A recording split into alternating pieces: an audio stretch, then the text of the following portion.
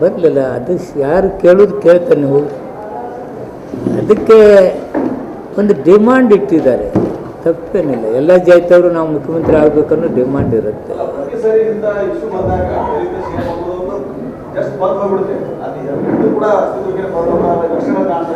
ಕಾಂಗ್ರೆಸ್ದಾಗ ನಾವು ಭಾಳ ಮಂದಿ ಮುಖ್ಯಮಂತ್ರಿಗಳು ಮಾಡಿದ್ದೀವಿ. ಈ ದೇಶವನ್ನು ಗಮನದಲ್ಲಿ ಇಟ್ಕೊಂಡು ಮಾತಾಡಿದರೆ ನಾವು ಕಾಂಗ್ರೆಸ್ದವರೇ ಹೈಯೆಸ್ಟ್ ಮುಖ್ಯಮಂತ್ರಿಗಳನ್ನ ದಲಿತರನ್ನು ಮಾಡಿದ್ದು. ಏನು ಬಿ ಜೆ ಪಿ ಅವ್ರಿಗೆ ಈಗ ಭಯಂಕರ ಎಚ್ಚರಾಗಿಬಿಟ್ಟಿದೆ. ರಮೇಶ್ ಜಿಗಜಿನಿ ನಾವು ಇದು ಬಿ ಜೆ ಪಿ ಅಧ್ಯಕ್ಷ ಮಾಡೋಣ, ರಾಷ್ಟ್ರೀಯ ಅಧ್ಯಕ್ಷ ಮಾಡೋಣ ಇದು ಹೇಳ್ತಾರಲ್ಲ. ರಮೇಶ್ ಜಿಗಜಿನಿ ಸಮರ್ಥ ನಾಯಕ, ಅದನ್ನು ಮಾಡುತ್ತೇಳ್ರಿ. ಬಿ ಜೆ ಪಿ ರಾಷ್ಟ್ರೀಯ ಅಧ್ಯಕ್ಷ ಮಾಡಲಿ ಅವ್ರಿಗೆ.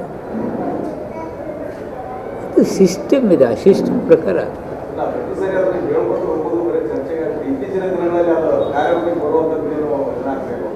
CLP AICC ಕೆಲವು ಕಿಡಿಗೇಡಿಗಳು ಮಾಡಿರ್ತಾರೆ, ಅಂಥವ್ರ ಮೇಲೆ ಕ್ರಮ ಆಗತ್ತೆ, ಏನು ತೊಂದರೆ ಇಲ್ಲ.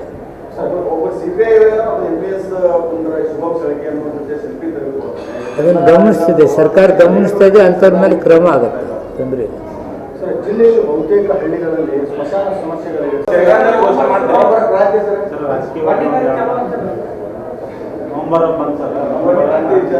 DK ಶಿವಕುಮಾರ್ ಹೇಳಿದ್ದಾರೆ ಸರ್, 3ನೇ ವಾರನೇ ಡೇಟ್ ಫಿಕ್ಸ್ ಮಾಡಿದ್ರೆ ನಾನೇ ಸೇಮ್ ಅಂತ ಹೇಳಿದ್ದಾರೆ. ನವೆಂಬರ್ 21 ಪ್ರಮಾಣ ವಚನ ಕೇಳೋಣ ಅವರು. ನಮಗೆ AICC CLP AICC ಅವರು CLP ಅವ್ರು ಮಾಡ್ತಾರೆ ನನಗೆ ಗೊತ್ತಿದ್ದಂಗೆ.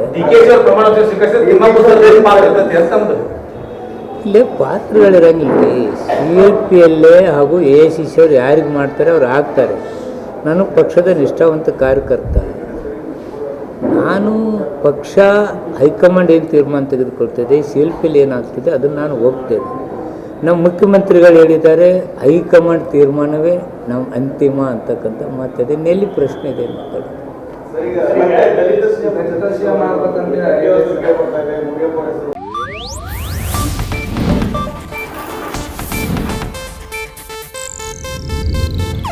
ಇದು ಏಷ್ಯಾನೆಟ್ ನ್ಯೂಸ್ ನೆಟ್ವರ್ಕ್ ಪ್ರಸ್ತುತಿ.